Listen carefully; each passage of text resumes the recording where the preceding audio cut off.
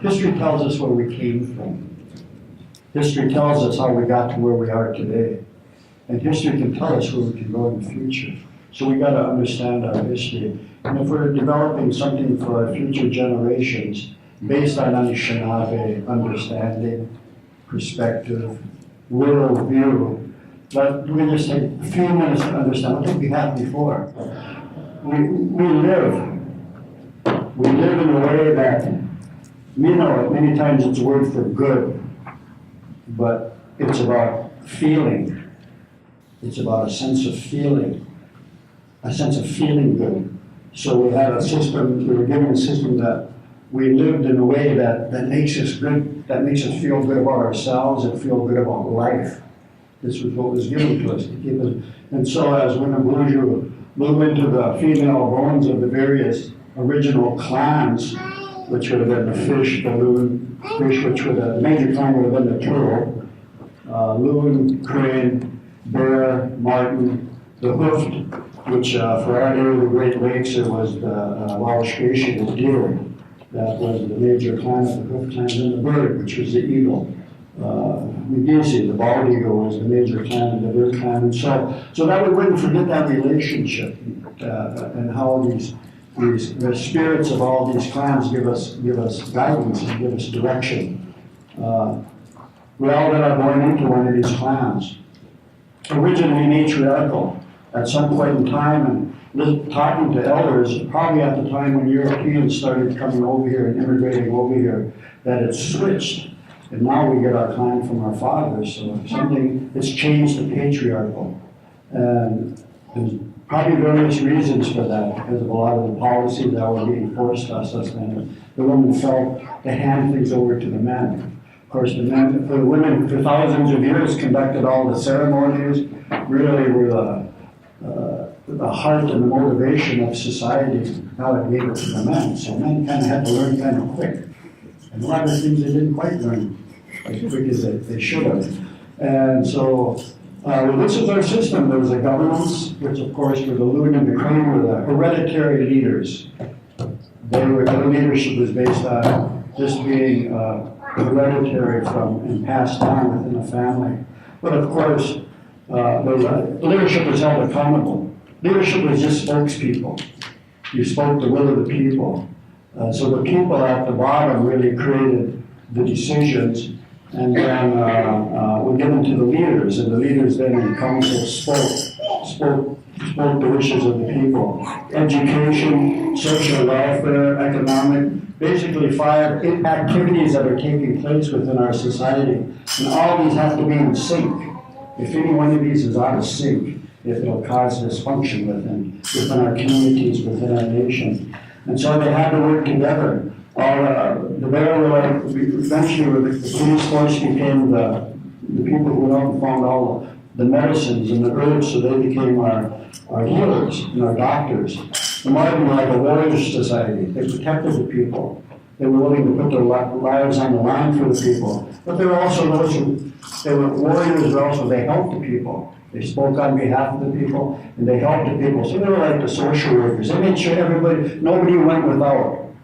Everybody was taken care of. Everybody had the need that was necessary. So the Marten clan, the hoof, the deer were the pacifists, poets, very gentle people, they say. Never said a bad word about nobody. And the bird were the spiritual leaders, and these were the brothers. So we had a society, and all these clans were accountable to each other. The bear clan was accountable to the bird clan, the crane, to the marten, the loon, to the hoof, and vice versa. So leadership had no self-autonomy. In fact, every leader that was appointed, and usually with the clan mothers of the clans that picked the leaders and recommended that to the people, and then the people chose the leader, and then the clan mothers bestowed leadership. And again, all you were was spokespeople. And any time you didn't speak the will of the people, somebody else took your place. So there was accountability to leadership. Leadership was held accountable for everything they said, and every decision they were made. So this was the kind of system we had. We had women's councils, men's councils, youth councils, elders councils. So everybody in society had a voice. And it was ensured, the whole system ensured that everything was, there was equal justice.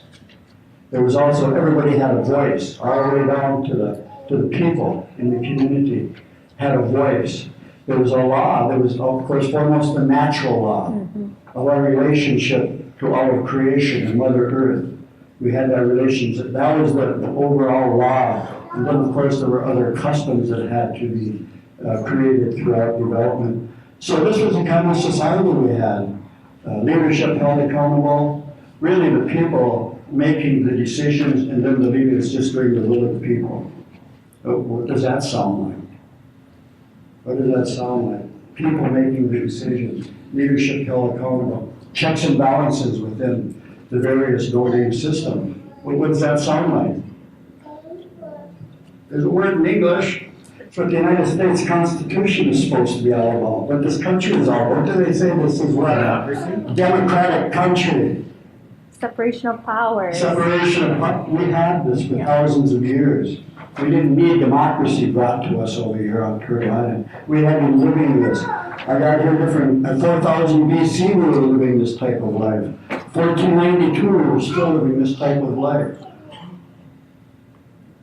1854 when all of our homelands were set aside by our leadership and preserved our homeland. Between 1854 and 1867, we were still living this way of life. And then in 1889, with the assimilation policies being laid down by the United States government, I think they, in the language, in the report to the Congress, Commissioner Morgan will say, this is the best the Indians can give, they must accept it. They must conform to it peaceably if they will, forcibly if they must. And of course, we know the history of the boarding school systems, the terrible services in the Indian hospitals. The Marion Report in 1928 will bring out the atrocities that are happening in the boarding school system, and we will then bring out that we lost over 90 million acres of land just within our reservation boundaries due to the Nelson Act and the adoption process. So a lot of damage was done, and they developed laws to outlaw this. This way of life was outlawed in 1892 with the rules for the Court of Indian Offenses, where now our spiritual people were arrested, put in prison. Anybody who resisted assimilation, there were consequences, either food being held, that's when they also inserted where we had to give up our children to these federal agents, take them to these what I call educational prisons that many of our people went to.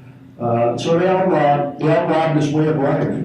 And so as the allotment process, we're going to get into now, as the allotment process was implemented forcibly and imposed on us, then we began, and what's really important to understand is the way we thought.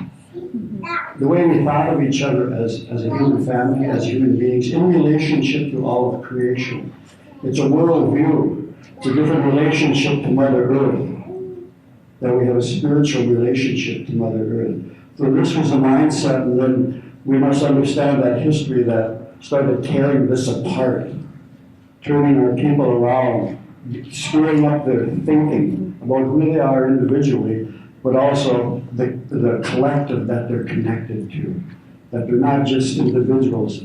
That individuality is necessary to understand that connection to a collective. It's that collective that gives us the strength as an individual. Whole different way of looking at it. It's a whole different worldview. And so we just have to understand this a little bit, what we had, kind of system and kind of way we thought about government, about life, and how that was changed and how we're still being affected today.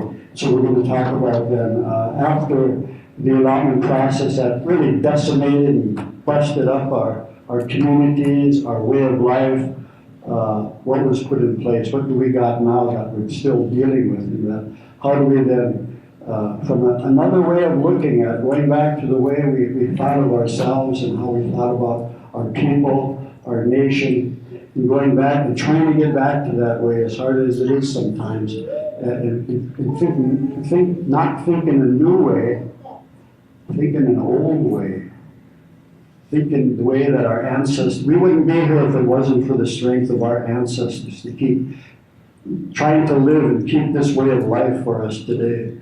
So just a little bit of history, to be conscious of that as we go forward.